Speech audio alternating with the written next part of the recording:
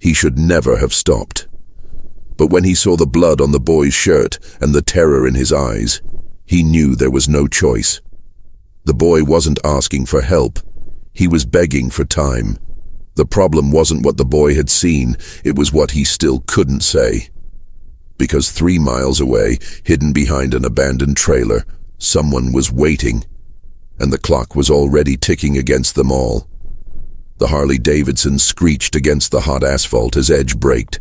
The tire left a dark mark on the empty road.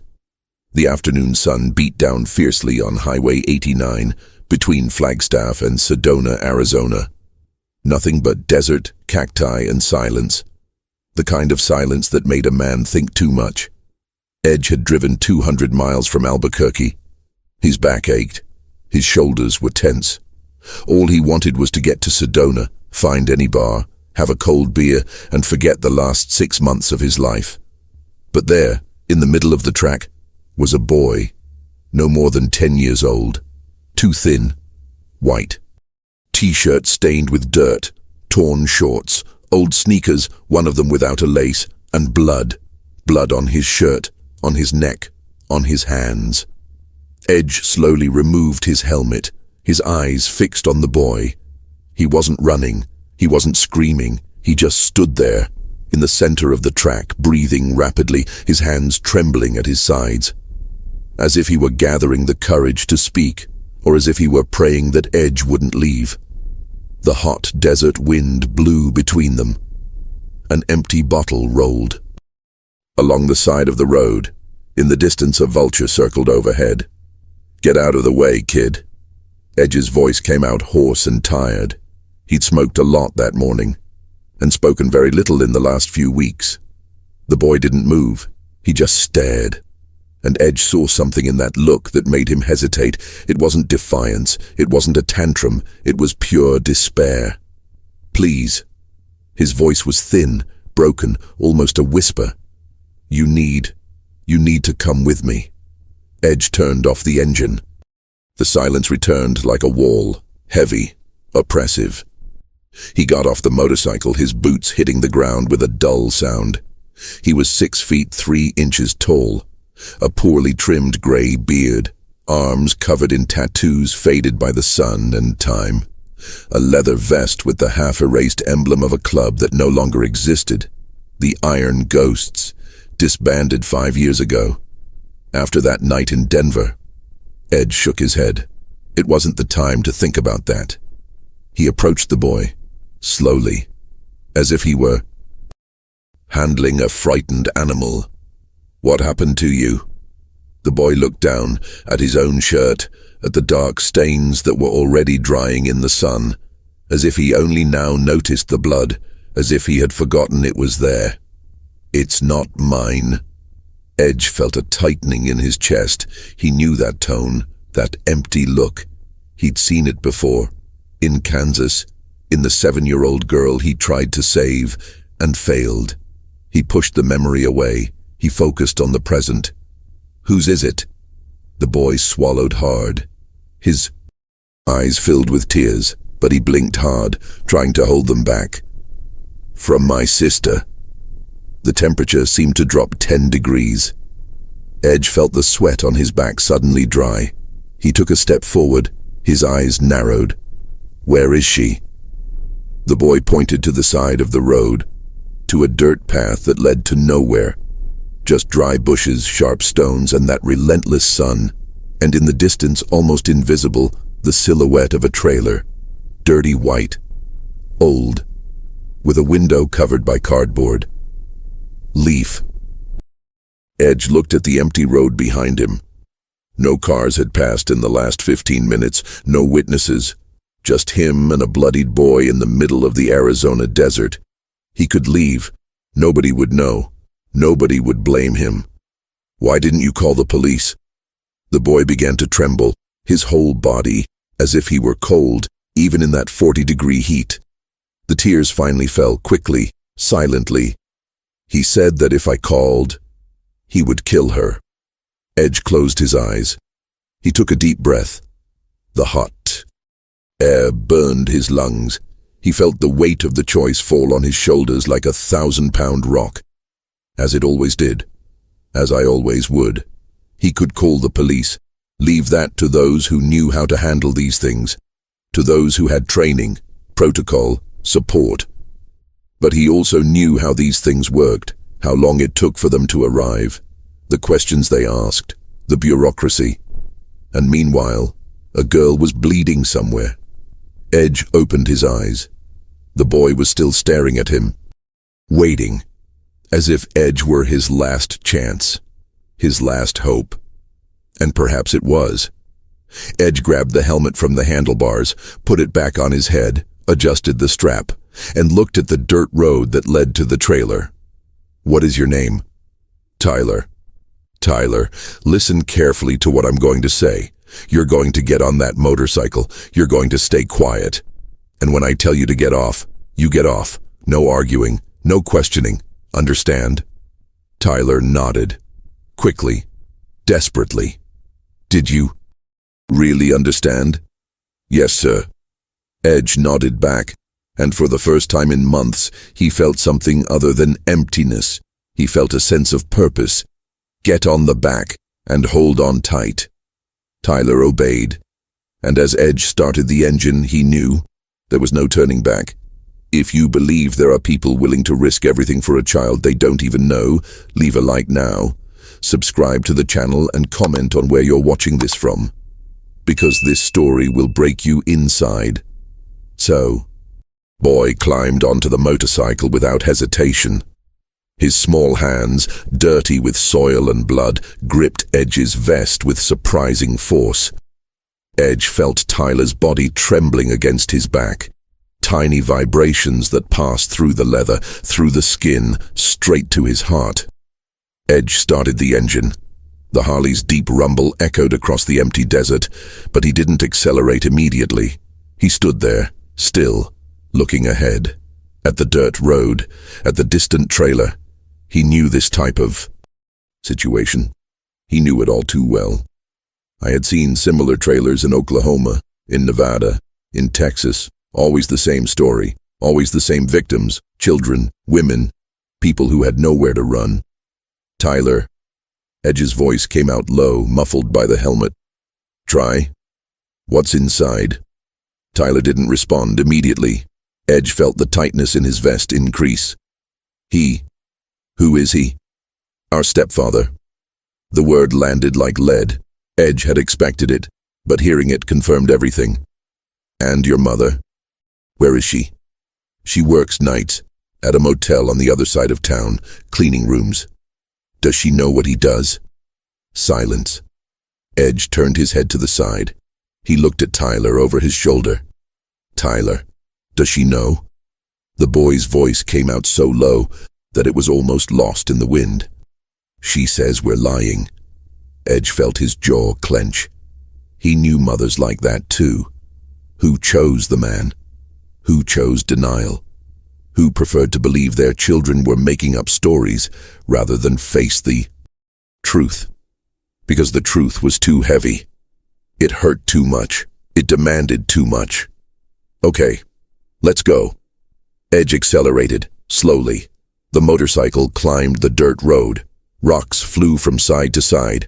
Dust rose in clouds behind them. The trailer drew ever closer. As they approached, Edge could see more details. The peeling paint. The front door slightly ajar. A broken plastic chair thrown on the ground. Empty beer bottles scattered around the entrance. And silence. No sound coming from inside. Edge slowed. Down. He stopped about 20 meters from the trailer. He turned off the engine. The silence of the desert returned. But now it was different. Heavy. As if the very air were holding its breath. "Disc." Tyler obeyed. He stood beside the motorcycle, his eyes fixed on the trailer. His hands trembled. His face was pale beneath the dirt. Edge took off his helmet. He ran a hand through his sweat-damp hair. His eyes scanned the surroundings. No other trailers, no houses, no neighbors. Nothing. Just them, and whatever was inside. He looked at Tyler. The boy seemed smaller now, more fragile, as if he were shrinking under the weight of fear. "Tyler, listen. If I don't leave in 5 minutes, you run. Get back on the road. Stop the first car that passes and ask for help. Understand?" Tyler nodded, but Edge saw the doubt in his eyes. "You'll be back, right?" Edge didn't know what to answer. He didn't know what was inside. He didn't know if it was a man, a weapon, a trap. "I'll do my best." And he started walking towards the trailer. Each step sounded too loud in the silence. His boots sank into the dry earth. The sun beat down on his back, burning through his leather vest. Sweat trickled down his forehead. Edge felt the weight of the knife strapped to his belt. He felt the adrenaline starting to rise. His heart was beating faster. And then he listened. A muffled sob, coming from inside the trailer. A girl, low, muffled, as if she were trying not to make a sound, as if she had learned. That noise had consequences. Edge stopped. He clenched his fists. He took a deep breath. And it was at that moment that the door opened, slowly, grinding, and a man appeared, tall, around 40 years old, beer belly, badly done tattoos on his arms, dirty tank top, small, red eyes, 3 days' worth of stubble. He looked Edge up and down, and she smiled. But it wasn't a friendly smile. It was the smile of someone who thought they had already won. "Who are you, man?" The voice came out slurred, mocking. "Halloween has already passed."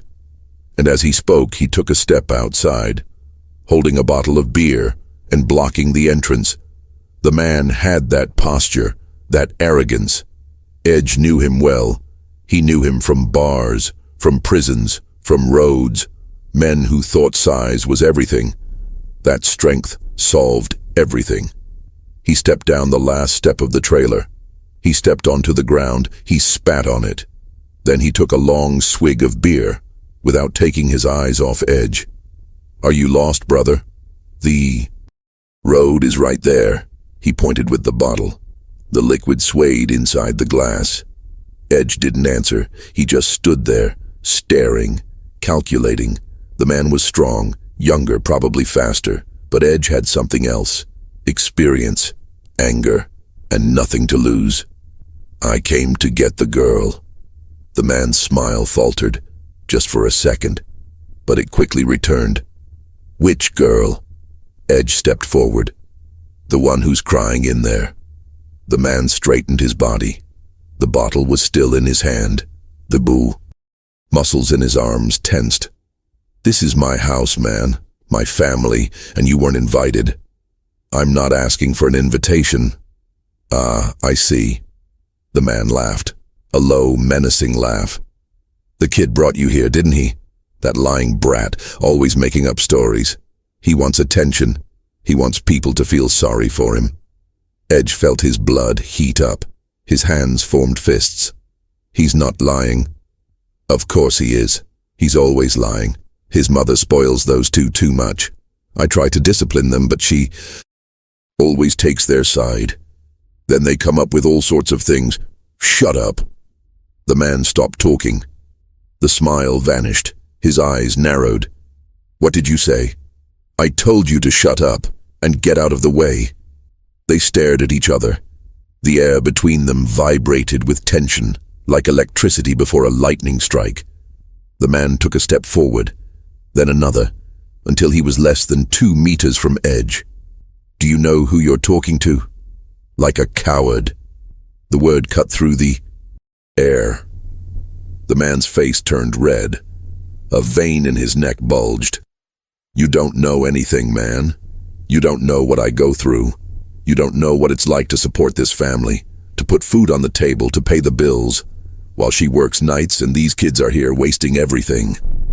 Edge felt disgusted. He'd heard this speech before. Always the same justification, always the same twisted logic. "You hurt children. That's all I need to know." The man gave a bitter laugh. "Hurt? I educate." "There's a difference." "It does not have." "Yes, it does. And you, a stranger coming here judging, you have no right." Edge looked into the man's eyes, and he saw the same thing he always saw in these cases. Nothing. Absolute emptiness. Men like that lacked empathy. They lacked conscience. They thought the world revolved around them, that they had a right over people, especially over the weakest. And from inside the trailer, the crying continued. Quiet, constant, like an open wound. Last. Time. Get out of the way. The man looked back, inside the trailer. Then he looked back at Edge. And this time, there was something new there. Calculation. He was thinking, assessing. What if I don't leave? Edge didn't answer. He just held her gaze. The man took a step to the side, further blocking the entrance. So, I'll tell you how this is going to work. You're going to get on that motorcycle. You're going to get back on the road. And you're going to forget you were ever here. Because if you don't. He moved closer. His voice dropped to a menacing whisper. I'm going to make you regret it. And then I'm going to make those kids pay for your meddling. Edge felt something break inside him. It wasn't anger. It was something deeper, older. Kansas. The 7-year-old girl. The flames. The small body under the white sheet. He had arrived too late that day. Too late. And when she found her stepfather, drunk in a bar, laughing, saying it was an accident, Edge had sworn, never again. Get out of the way, now. The man looked Edge in the eyes, and for the first time, he saw something that made him hesitate. It wasn't anger, it was death. And before I could react, a scream tore through the silence, coming from inside the trailer. Dad, stop, please. Edge didn't think. He just moved. He charged forward like a runaway train. The man tried to lift the bottle, tried to use it as a weapon, but Edge was faster. Much faster. He gripped his wrist tightly. He twisted. The sound of bones creaking echoed in the desert. The bottle fell from the man's hands and shattered on the ground, glass and beer scattering across the dry earth. The man roared, a mixture of pain, surprise, and anger. He tried to throw a punch with his free hand. Edge saw it coming. He dodged and pushed the man against the side of the trailer. The metal trembled from the impact.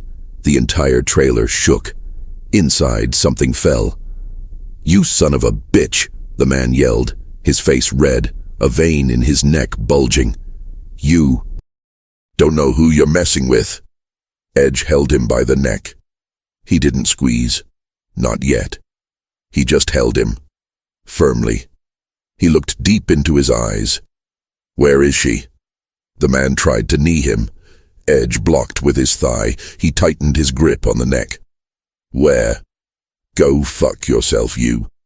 Edge squeezed. The man began to choke. His hands scratched at Edge's arm, trying to free himself, but Edge didn't let go. He just looked. He waited, until you see the fear begin to appear. "Where is she?" The man tried to speak. He couldn't.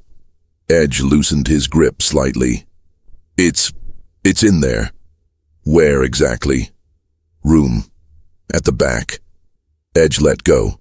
The man fell to the ground, coughing, gasping for air. Edge stepped over him and climbed the steps of the trailer. The smell hit first. Strong, nauseating, stale beer, cigarettes, something that was rotting. And underneath it all, another smell. More subtle, more disturbing. Blood. The room was small, cramped. The sofa was torn with springs showing. The coffee table was covered in empty beer cans. The glasses were dirty. The ashtray was overflowing. An old television was on, showing a football game without sound. And in the background, a closed door. Edge went over there. He turned the doorknob. It was locked. He took a deep breath. He tried to calm down. He failed. Opened the door. Silence on the other end. "My name is Edge. I'm Tyler's friend. He's outside. I came to get you out of here." A sob. Low. Muffled, as if she had been holding it. In for hours. Edge looked back. The man was getting up, leaning against the doorframe. Blood was running from his nose. His eyes were bloodshot with hatred. "She's not going anywhere." His voice came out hoarse, broken, but still full of venom. "You have no right." "Do I have the key?" The man spat blood on the ground. "You don't need a key to get out. The door opens from the inside. It's just that she doesn't want to leave." Edge frowned. "What?" "That's right. She's there because she wants to be. Because she likes it. Because she understands that I take care of her." Edge felt his stomach churn. He knew this speech, word for word. The manipulation, the distortion, the attempt to make the victim seem complicit. The man approached, limping. He wiped the blood from his face with the back of his hand. "You don't understand, man. This family is mine. I support these kids. I work, I pay the bills. And if I want a little gratitude, a little respect, I have a right to it." Edge turned, slowly, each movement controlled, every muscle tense. "You hurt her." The man smiled. "Even with the blood, even with the stained teeth. And what are you going to do? Arrest me? I guarantee you that no judge will believe her, no police officer. They've tried before. It didn't work." Edge didn't answer. He just stared at him, and then he heard it again. The voice behind the door, small, tremendous, broken. "Please, I want to go out. I want Tyler." Edge looked at the door, at the man, and made the decision. He took 3 steps back. He raised his leg, and he kicked. The wood gave way with a crash. The lock shattered. The door burst open, slamming against the wall. And what Edge saw inside made time stand still. A little girl, no more than 8 years old, huddled in the corner of the room. Messy blonde hair, red swollen eyes, arms covered in purple and yellow bruises, cracked lip, dried blood at the corner of her mouth, and on the ankle, a current, thin, made of metal. Attached to a pipe in the wall, Edge felt something die inside him, and something much darker will be born. He turned to the man, slowly, and the man, finally, understood that it had gone too far. Edge stood still in the doorway, staring, trying to process what he saw, trying to control what he felt. The girl didn't look at him. She just remained huddled up, like a cornered animal, like someone who had learned that moving was dangerous. The chain was thin, silver, fastened with a padlock to her ankle. The skin around it was red, bruised. Edge saw old marks, scars. This wasn't a recent phenomenon. This had been happening for some time. He felt something rise in his throat, anger, disgust, an old pain he thought he had buried. Edge turned around, slowly. The man was leaning against the wall, smiling, still smiling. She runs away. His voice came out casually, explanatory, as if he were talking about a dog. "She doesn't understand what's good for her. I need to teach her. I need to show her who's in charge." Edge didn't answer. He couldn't. If he opened his mouth now, he wouldn't know what would come out. He entered the room. He knelt beside the girl, slowly, trying not to frighten her further. "Hey." She didn't answer. She didn't move. "My name is Edge. I'm friends with Tyler. He's outside, and we're going to get you out of here." The girl finally looked, slowly, as if afraid that looking would be wrong. Her eyes were brown, large, deep, filled with a sadness that no 8-year-old should know. "He won't let it happen." The voice came out weak, almost inaudible. "I'm not asking for permission." She looked at the chain, at her injured ankle, then back at Edge. "Will it hurt?" Edge felt his chest tighten. He felt like he couldn't breathe. "No, I promise, it won't hurt." He grabbed the chain. He pulled, hard. He tried to rip it off the pipe. The chain tightened. The pipe creaked, but it wouldn't come off. The man laughed from inside the room. "Good luck, hero. It's bolted to the frame. You'd need a tool, or a wrench. And I'm not giving you either. Edge released the chain. He looked at the girl, into her eyes. What is your name? Emma. Emma, listen. I'm going to get you out of here. It might take a little longer, but I'm going. Okay? She nodded. A tear rolled down her cheek, then another. Edge stood up. He walked into the room. The man was still there, leaning against the wall, arms crossed now, confident. Where's the key? Do you think I'm going to give it to you? Edge stopped a meter away from him. I'm not asking. And I'm not giving. They stared at each other. The air grew heavy, dense, like before an explosion. The man uncrossed his arms. He stood up. His shoulders were broad. His fists were clenched. You broke into my house. You assaulted me. And now you want to take my daughter. Do you know what that is? Kidnapping. You're going to jail. She is not your daughter. She's my stepdaughter. It's the same thing. I raise her. I support her. I have rights. You have no right over her. The man took a step forward. Edge did not back down. You don't know anything. You don't know what it's like. Her mother works all day. Someone has to raise these children. Someone has to instill discipline. This is not discipline. This is torture. You don't understand. I understand perfectly. You're a monster, and monsters don't deserve pity. The man moved forward, quickly, faster than Edge had expected. He landed a punch on Edge's face. His head snapped to the side, blood in his mouth, a taste of metal. But Edge didn't fool. He spat out the blood. He turned back around and looked the man in the eyes. Was that all? The man hesitated, just for a second. Edge Atako. He grabbed the man's arm. He twisted it, hard. A sharp crack echoed. The man screamed. He fell to his knees, clutching his broken arm.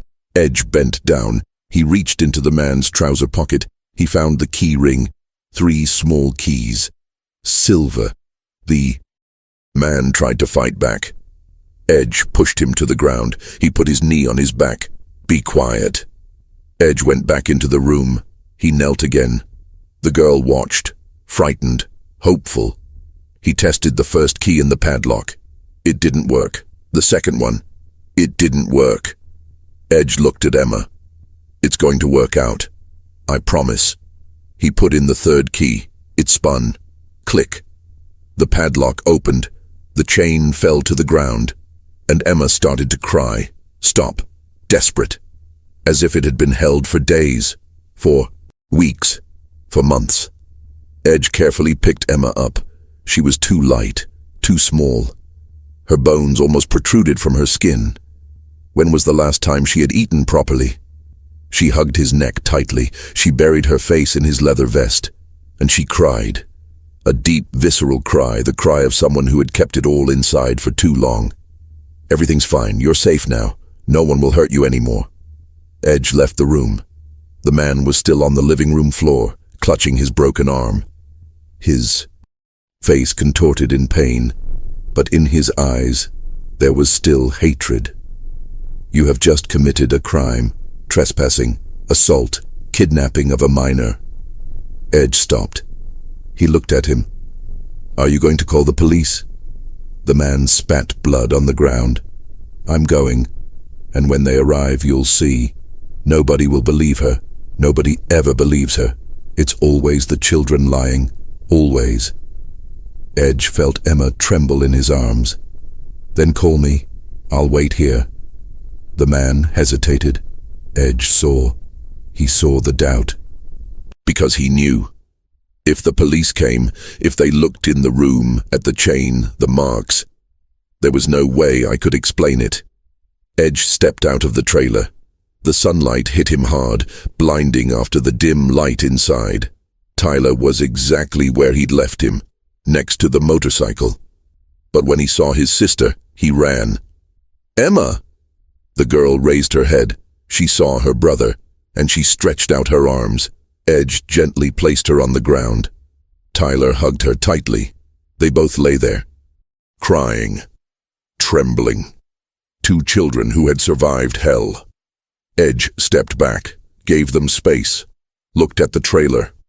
The man appeared in the doorway, still holding his wrist, his face red with anger. "You're not leaving here, I swear to you. I swear you won't." Edge took a step towards him. "Stay in there. Don't come out. Don't try anything. Understand?" The man spat on the ground. "Or what? Are you going to hit me again? Are you going to kill me?" Edge didn't answer. He just stared. And something in his gaze made the man recoil. "Go back inside. Slam the door." Edge took a deep breath. He looked at the sky, at the merciless sun, and felt the weight of it all coming down. He had trespassed on a property, assaulted a man, taken two children without legal permission. Technically, he was the criminal. But she looked at Tyler and Emma, embracing, safe, and I knew I would do it all again. "Let's go." Tyler helped Emma to her feet. She could barely walk. Her legs were trembling. Her ankle was swollen where the chain had been. Edge picked her up again. He placed her on the motorcycle's tank. Tyler climbed on behind him. He grabbed her vest. "Hold her. Don't let her fall." "I am not going." Edge started the engine. He looked back one last time. The trailer was quiet, but he knew this wasn't over. Men like that didn't give up. They didn't forget. This was going to have consequences. Edge accelerated. The motorcycle roared. They sped down the dirt road, climbing back up to the highway. Rocks flew. Dust rose. And then Tyler screamed, "Look, he's coming!" Edge looked in the rearview mirror, and he saw a pickup truck, old, red, worn out, emerging from behind the trailer, coming straight towards them, fast, dangerously fast. Edge accelerated more. The motorcycle gained speed, but the dirt road was uneven, full of potholes, of rocks. Emma gripped the handlebars tightly. Tyler stared back, his eyes wide with terror. The pickup truck was gaining ground. 30 meters. 20. Edge saw the highway ahead. 100 meters. 80, 60. The pickup truck closed the distance. 15 meters. 10. Edge swerved the motorcycle to the left. He climbed onto the highway. The wheels squealed on the asphalt. Finally, firm ground. He floored it. The Harley shot off, but when he looked back, the pickup truck had gone up as well, and it wasn't decreasing. The man was behind the wheel, with only one hand, the other useless in his lap, and in good hands. Edge saw a weapon, a revolver, pointed at them, and the man did not hesitate. He stood up, he looked, and he shot. The explosion echoed across the desert. The bullet passed close, very close. Edge felt the wind of it cutting through the air beside his head. The sound crackled in his ear. Emma screamed. Tyler tightened his grip on the vest. Edge didn't slow down. He accelerated even more. The Harley roared, the engine at its limit, 120, 130 kilometers per hour. But the pickup truck was still there, stuck to the ground. The man's left arm hung uselessly, but with his right hand he gripped the steering wheel, and every now and then he raised his gun. Another shot. This time he hit the asphalt on the left. Sparks flew. Edge swerved his motorcycle to the right, into the opposite lane. A car was coming in the opposite direction. It honked. It swerved at the last second. The driver cursed out the window. Edge returned to the lane. The pickup truck came after him, relentless. He looked around. Empty road, desert on both sides, no way out, nowhere to hide. And then he saw, ahead, around the bend in the road, maybe 200 meters away, 3 motorcycles stopped on the shoulder of the road. Bikers. Edge recognized the vests immediately, skulls, flames, the Iron Brotherhood emblem. A local club he knew by reputation. Tough, serious, they didn't mess with anyone, but they also didn't let anyone mess with them. Edge slowed down a little. He passed the 3 motorcycles. At high speed. The bikers looked. 3 men, big, long beards, sunglasses. One of them raised his hand. Edge waved back, and he continued. The pickup truck passed seconds later, at high speed, dangerously close. Edge looked in the rearview mirror, and he saw. The three bikers turned their heads, following the pickup truck. Then they looked at each other. Something was said. Edge didn't hear it, but he saw it. One of them nodded. The three of them got on their motorcycles, and they started the engines. The sound echoed down the highway, deep, powerful, like thunder. The edge has narrowed a bit more. Observing, the three motorcycles sped up.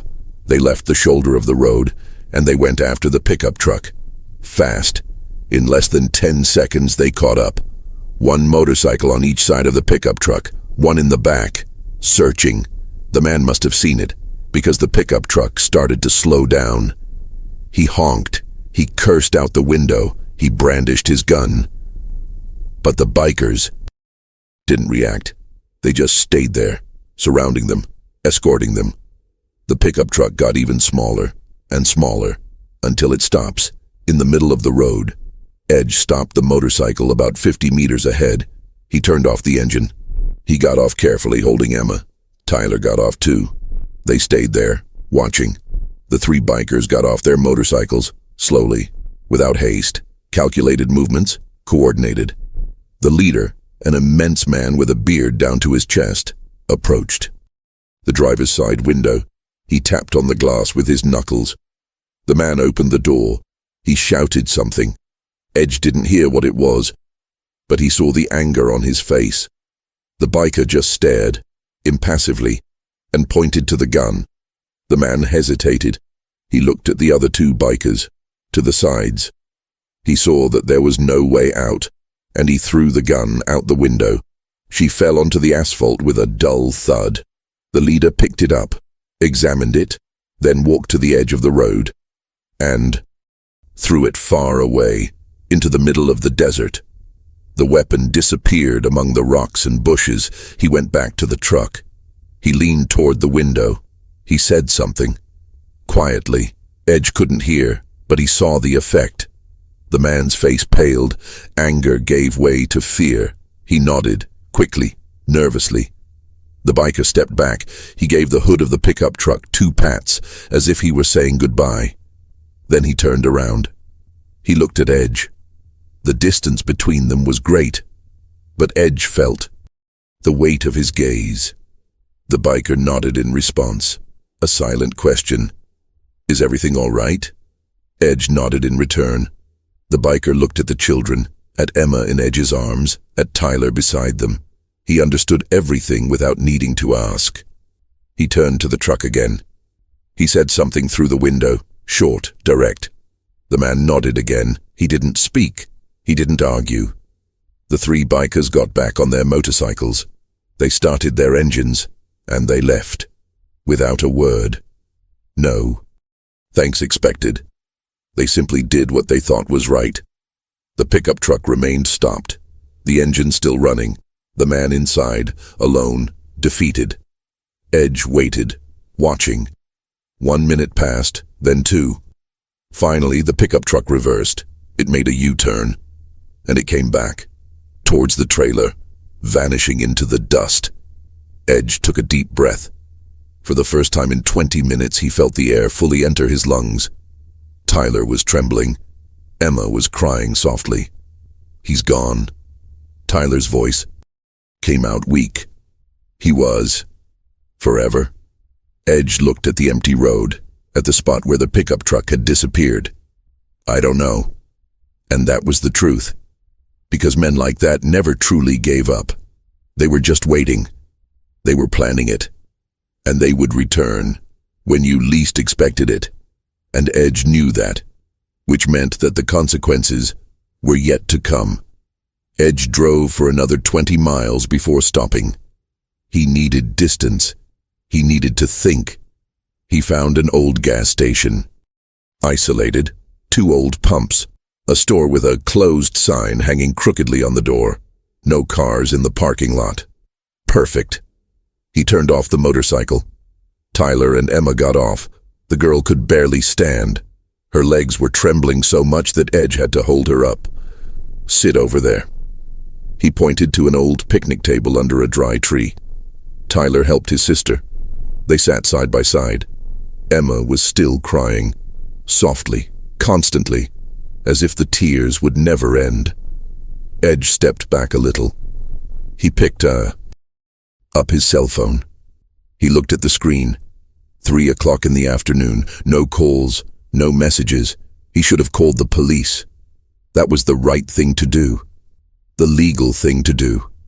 But when she looked at the children, at their condition, she knew it wasn't that simple. He returned. He crouched down in front of Emma. "Are you hurt?" She looked down, at her own arms, at the bruises, at her swollen ankle. "A little. You need to go to the hospital." She shook her head, quickly, terrified. "No, he'll know. He always knows when we go to the hospital. He'll come pick me up." Tyler placed his hand on her shoulder. "He's not going, Emma. Not with Edge here." Edge looked at Tyler.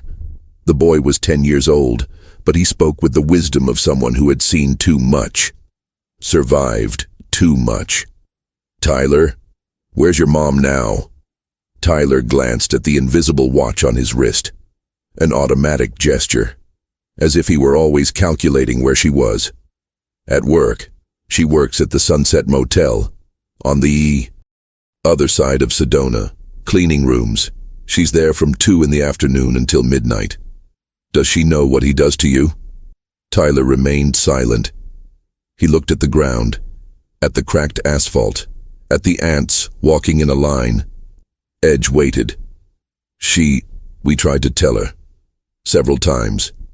And she says we're making things up, that we want attention, that we want to cause problems in her marriage. Edge felt the anger return, not against his mother specifically, but against the blindness, the denial, the choice to believe the comfortable lie instead of the painful truth. "Has she seen the marks, the bruises?" Tyler nodded. "She says it's because we play around too much. We fall, we get hurt. And the current? She's never seen it. He only puts it on when she leaves for work, and takes it off before she gets back." Edge closed his eyes. He took a deep breath. A perfect system, organized, planned. This wasn't momentary anger.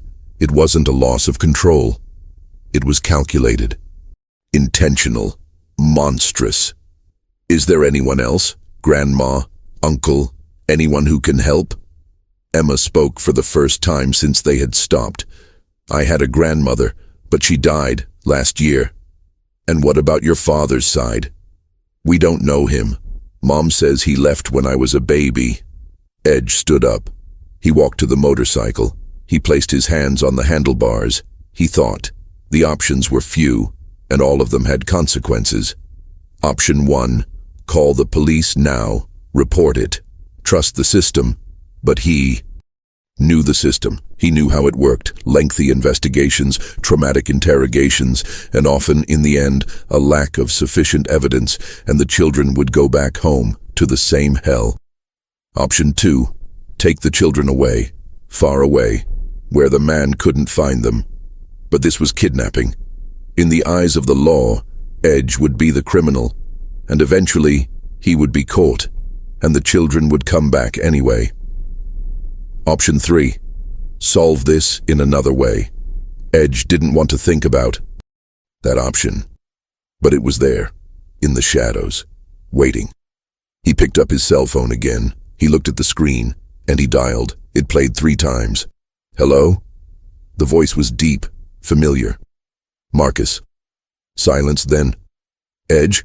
Dude, how long has it been?" 2 years, maybe 3. "Are you okay?" "No." Edge heard a sigh from the other side. "What happened?" And Edge told the story, everything, from the beginning. The boy on the road, the trailer, the chained girl, the chase, the gunshots. Marcus listened without interrupting. When Edge finished, he fell silent. "Did you call the police?" "Not yet." "Why?" "Because it won't do any good. You know that as well as I do." Marcus sighed again, more heavily this time. Edge, you're thinking of doing something stupid. I'm thinking about protecting 2 children. That's not your job. So whose is it? Silence. You're getting yourself into a mess. A serious mess, you know that, right? I know. And you're still going to do it? Edge looked at the children, sitting at the table, hugging each other, small, broken. I already did. Marcus remained silent for a long moment. Then he spoke. His voice was lower, more serious. Do you need help? Perhaps. Where are you? Near Sedona. I know people there, from the Iron Brotherhood. I can make some contacts. I've already found them. They helped me on the road. So you're already in the middle of it. And... Marcus took a deep breath. Be careful, Edge. Men like the one you described, they don't forget, they don't forgive, and they always come back. I know. And are you ready to deal with this? With everything that comes after? Edge looked up at the sky, at the sun beginning to set. I'll have to be there. And he hung up. Edge took the children to Sedona, downtown. He looked for a motel. Nothing too flashy, nothing too expensive. Something that accepted cash and didn't ask too many questions. He found the Desert Rose, 2 stories, peeling paint, but clean. And the receptionist, a woman in her 60s, simply took the money and handed over the keys without much of a look. 2 bedrooms, 1 for Edge, 1 for the kids. He settled Tyler and Emma into their room. 2 beds, small but functional bathroom, old television. You stay here. Lock the door. Don't open it for anyone but me. Understood? They both nodded. Edge went downstairs. He found an open diner. He bought hamburgers, French fries, soda, chocolate, ice cream. He went back to the children's room. He knocked 3 times. Tyler opened the door and looked through the peephole first. They ate in silence.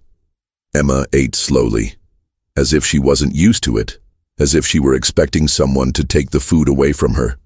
Tyler barely ate anything.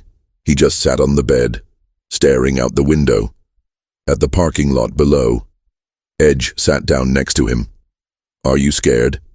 Tyler did not respond immediately. Then quietly, I'm always scared. Edge didn't know what to say, because there weren't the right words for it. Tyler, look at me. The boy turned around. His eyes were red, tired. You did the right thing today. You saved your sister. You are brave. Tyler shook his head. I'm not. If I were truly brave, I would have done this sooner, months ago, when it started. You're a child. It's not your responsibility. But she's my sister. His voice broke, and I let him hurt her. Every night. I heard her crying, and I did nothing. Edge placed his hand on his shoulder. You were scared. That's normal. But what if he comes back? Tyler looked at Edge, and in his eyes there was pure terror. He always comes back, always. And when he comes back, it's going to be worse. Much worse. And Edge knew that Tyler was probably right. Men like that didn't stop. They didn't give up. They just waited. They planned. And when they returned, they brought vengeance. I won't let him get near you. What? You can't stay here forever. And that was the painful truth. Edge had a life, or what was left of one. He had roads to travel, places to go, ghosts to run from. I couldn't babysit 2 children forever. But when he looked at Emma lying in the bed next to him, finally asleep, finally resting, he saw Kansas again, the 7-year-old girl, Sarah, blonde hair, blue eyes. He had found her in a similar situation. Abusive stepfather, absent mother. Edge had tried to help. He had called social services. He had done everything right. But the system failed. Sarah went back. Home. 2 weeks later, there was a fire. The stepfather said it was an accident. But Edge knew the truth. And when he saw Sarah's small body covered by a white sheet, something died inside him. He had sworn an oath. He would never trust the system again. He would never again do the right thing if the right thing meant letting a child die. Edge stood up. He left the children's room. He closed the door slowly. He walked to the parking lot. He lit a cigarette, the first of the day. He looked at the sky. The stars were beginning to appear, millions of them, indifferent to the suffering below. He picked up his cell phone. He thought about calling the police, about filing a formal complaint. But then he remembered Tyler's words. He always comes back. And I knew. The system wasn't going to protect those children, not in time, not enough. The phone rang in his hand. Unknown number. Edge answered. Hello? Silence on the other end. Then, a breath. Heavy, angry. I know where you are. The man's voice. Calm, controlled, dangerous. Edge stood still. The cigarette burned between his fingers. How did you get my number?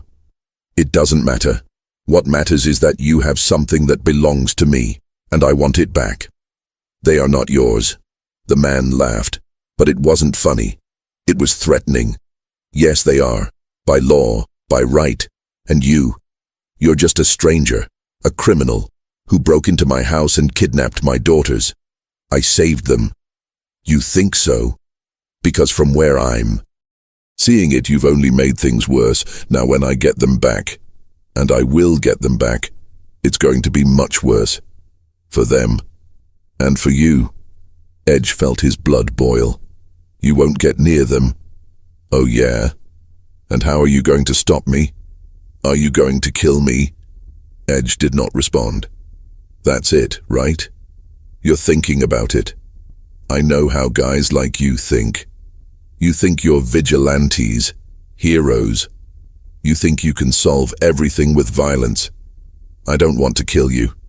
So what? Do you want? Edge threw the cigarette on the ground. He stomped on it.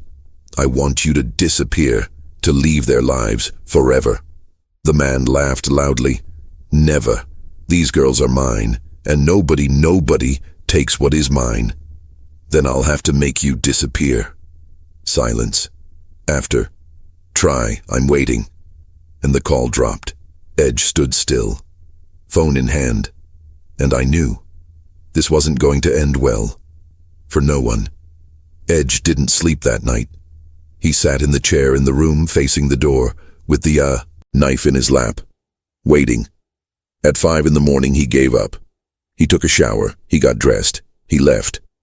The sun hadn't risen yet. The sky was gray, cold for an Arizona desert. He walked down the hall. He knocked gently on the children's bedroom door. Tyler opened it almost immediately, as if he hadn't slept either. Is everything all right? Edge asked. Tyler nodded, but his red eyes said otherwise. Is Emma sleeping? Okay. Finally. She stayed awake until about 3 in the morning, crying. Edge glanced over Tyler's shoulder. He saw Emma wrapped in the sheets. Small, fragile. I'm going out. I need to take care of some things. You guys stay here. Don't open the door for anyone, not even hotel staff, not even the police, only for me. Understood? Tyler hesitated. Are you going to talk to him? Edge did not respond. Edge, are you going to talk to him? Perhaps. He's going to hurt you. He's dangerous. Edge placed his hand on Tyler's shoulder. I know how to take care of myself. But stay here. Take care of your sister. I'll be back. He turned around, but Tyler grabbed his arm. Edge. He looked. Thank you for everything. Edge nodded. He couldn't speak. His throat was too tight. He got off. He got on the motorcycle. He started the engine, and it spun. No specific destination. It just wandered around, through the city, along deserted roads, thinking he could leave everything behind. The children would eventually be okay. The system would eventually work. But he knew it was a lie. I knew what would happen. The man would return. The mother would pretend to believe him. Emma would return to her room, to the pipe, to the chain. And one day, she would stop fighting. I would stop crying. I would stop believing there was hope. And when that happened, she would be dead, even if she were still breathing. Edge stopped the motorcycle, in the middle of nowhere, in the middle of the desert. He turned off the engine. Absolute silence. He picked up his cell phone. He looked at the screen. I could call the police, file a report, leave it in their hands. But then the phone rang. Unknown number again. Edge answered. Hello? Are you still in Sedona? The man's voice, calmer now, but no less menacing. Bowl. Good, because I am too. Edge stood up. He looked around. Empty desert. Where? Close. Very close. And I know where you put my girls. Edge felt his blood run cold. How do you know? I have friends. Contacts. It wasn't difficult. A big guy. Beard. Motorcycle. 2 kids. Desert Rose Motel. Room 203. Edge squeezed the phone. If you get close to them, what are you going to do? Kill me? In front of everyone? In the middle of the day? If necessary. The man laughed. You don't have the courage. I know what guys like you are like. Full of morals, full of principles. Deep down, you're nothing but a coward. Try to find out. Oh, I will. But first, I'll give you a chance. Just one chance. Than, bring the girls back to the trailer by noon. If you do that, I'll forget everything. I won't come after you. I won't sue. I won't do anything. What if I don't bring it? Then I'm going to go get them. And when I do, it's going to be much, much worse. For them and for you. Edge looked up at the sky, at the sun beginning to rise. You're not going to touch them again. We'll see about that. Noon, Edge. You have until noon. What if I call the police? You can call, but by the time they arrive, I will have already done what I need to do. The call dropped. Edge stood still, phone in hand, and then he saw a message attached. He opened it. It was a photograph. To Desert Rose Motel, taken from a car, in the parking lot. The man was there, now, observing, waiting, and Edge understood. There was no more time to think. There was no more time for planning. There was only time to act. He started the engine, and he accelerated back. Pro Motel for children, for the final showdown. Edge arrived at the motel in less than 10 minutes. He was going almost 150 kilometers per hour on the highway. Lucky there were no police around. He pulled into the parking lot. He looked around. No red pickup trucks. No sign of the man. But the photo had been taken from there. Edge recognized the angle. The man was nearby, or had been. He ran up the stairs, 2 steps at a time. He reached room 203. It hit. Tyler, open up. The door opened immediately. Tyler was pale. He called here. Edge went inside. He closed the door behind him. When? About 20 minutes ago on the room phone. What did he say? Tyler was trembling. That he was going to come get us, that we weren't going to escape, that when he got Emma back, it was going to be worse. Much worse. Emma was sitting on the bed, hugging her knees, rocking back and forth. Edge approached her. Emma, look at me. She didn't look. Emma. Slowly, she raised her head. Her eyes were empty, as if she had already given up. He's going to take me back. It won't. Yes, he will. He always takes him. Not this time. How do you know? Edge knelt in front of her. He held her small hands. Because I won't let it happen. Emma looked deep into his eyes, searching, wanting to believe, but the fear was too great. Do you promise? Edge nodded. I promise. He stood up. He picked up his cell phone. He dialed the number Marcus had given him, the Iron Brotherhood's number. They answered on the second call. Who is it? My name is, Edge. We met yesterday, on Highway 89. You helped with a pickup truck. Break. I remember. The guy with the kids. Yes. The man is back. He's hunting them. And me. Where are you? Desert Rose Motel, room 203. We're 15 minutes away. It might not take 15 minutes. Hang in there. We're on our way. And he hung up. Edge put his cell phone away. He looked at the children. Listen carefully. You're going to stay here, locked in. No matter what you hear outside, don't open the door. Understood? They both nodded. Edge went to the door. He opened it. He looked down the hallway. Empty. He went down the stairs. He crossed the parking lot. He stood there, waiting. 5 minutes passed, then 10. And then he listened. An engine. Familiar. Serious. The red pickup truck pulled into the parking lot. Slowly. Like a predator circling its prey. He stopped about 20 meters from Edge. The engine shut off. The door opened. And the man went down. His left arm is still hanging there. His face is still bruised. But in her eyes, there was something new.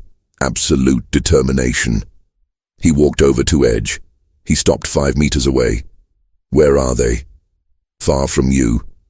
I gave you a chance. You didn't take advantage of it. It wasn't a chance.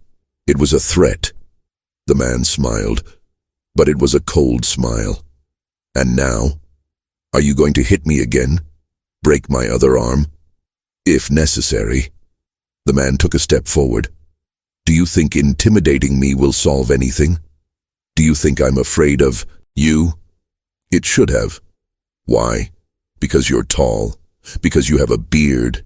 Because you ride a motorcycle. Edge did not respond. The man took another step. I raised those girls. I support them. I have rights, legal rights. You have nothing. You're just a stranger, a criminal. I am someone who will stop you. The man laughed. Oh, really? Alone? No. And that's when the sound came. Seriously, multiple, overwhelming. 3 motorcycles entered the parking lot, roaring. Oh, Iron Brotherhood. They surrounded the pickup truck. They surrounded the man. They went down. Slowly. Threateningly. The leader, the immense man with a beard down to his chest, walked until he was standing next to Edge. Is there a problem here? The man looked around. At the 3 bikers. At Edge. And for the first time, Edge saw genuine fear in his eyes. That's not your problem. Yes, it is. The leader's voice was heavy, final. Now it is. The man hesitated. His hand went to his pocket. One of the bikers stepped forward. I wouldn't do that. The man stopped. His hand was trembling. She is my daughter. Stepdaughter, Edge corrected. And you forfeited all rights when you put a chain on her. The man looked at Edge, pure hatred. You're going to pay for this. The biker leader approached. He came face to face with the man. No, you're the one who's going. Now you're leaving. You're going to leave this city, and you're never going to look at these children again. Do you understand? What if I... Don't go! The biker smiled, but there was no humor there. Then we guarantee you'll never look at anything again. The man swallowed hard, and finally, he retreated. The man got into the pickup truck. He slammed the door shut. His hands were shaking so badly he could barely put the key in the ignition. He started the engine. He reversed, and he left. But before disappearing completely, he stopped. He lowered the window. He looked at Edge. This isn't over. You know that, right? Edge didn't answer. He just stared. The man spat on the ground. I'll be back. Maybe not today, maybe not tomorrow, but I'll be back, and when I come back, you won't be here to protect them. And he left. The pickup truck disappeared around the corner. The biker leader looked at Edge. He's right. He'll be back. I know. You need to get these children out of here, far away, where he can't find them. I know. The biker held out his hand. If you need anything, call. Anytime. Edge shook hands. Thanks. The three bikers mounted their bikes, they started their engines, and they rode away. Edge stood still in the empty parking lot, alone again. He went upstairs. He knocked on the bedroom door. Tyler opened his eyes. They were wide. Did he leave? He was. Forever? Edge hesitated. He didn't want to lie. I don't know. Emma ran to him. She hugged his waist tightly. He'll be back. I know he will. Edge knelt down. He looked at her. So we're going to make sure he can't. In the following days, Edge worked quickly. First, he convinced Tyler to talk to his mother. It was difficult. The boy was scared. But he finally agreed. They met at a cafe. The mother arrived tired. Her cleaning uniform was still dirty. Her eyes were suspicious. She looked at Edge, at the children, back at Edge. Who are you? Someone who helped their children. Did it help? By kidnapping them? Saving? She laughed, but it was a bitter laugh. Saving from what? From the man you live with. Her face hardened. I've heard these stories before, from the children, and I've said it before. They make them up. They don't make things up. You don't even know me. You don't know him. You don't know anything. Edge leaned forward. I saw the chain on her ankle. The mother turned pale. Which current? The chain your husband uses to keep Emma tied up in the bedroom when you're at work. You're lying. I'm not. And if you look at her ankle, you'll see the marks. The mother looked at Emma. The girl had her head down. Emma, look at me. Emma didn't look. Emma. Tyler held his sister's hand. Show, Emma. Slowly, Emma lifted her leg. She took off her shoe, her sock, and he showed it. The ankle was red, purple, with circular marks, deep. The mother put her hand to her mouth. My God. She started to cry, quietly, sobbing. I didn't know. I swear, I didn't know. You didn't want to know, Edge said, without cruelty, but truthfully. The mother looked at him. Tears were streaming down her face. What do I do now? Take them away from here, far away, where he can't find them. I have nowhere to go. Do you have family? In another state? She thought for a moment. She wiped away her tears. I have a sister, in Oregon, but we haven't spoken in years. Call her, explain, ask for help. What if she doesn't help? Then I'll help. The mother looked at Edge, studying, trying to understand. Why? Why are you doing this? Edge looked at Emma, at Tyler, and he saw Sarah again, the girl from Kansas. Because someone has to do it. A week later, Edge helped load things into the car. Few, very few. Clothes, some toys, photographs. Mom had called her sister, cried, explained. And her sister, after years of silence, had said yes. They were going to Portland, to start over. Far from Arizona, far from man, far from hell.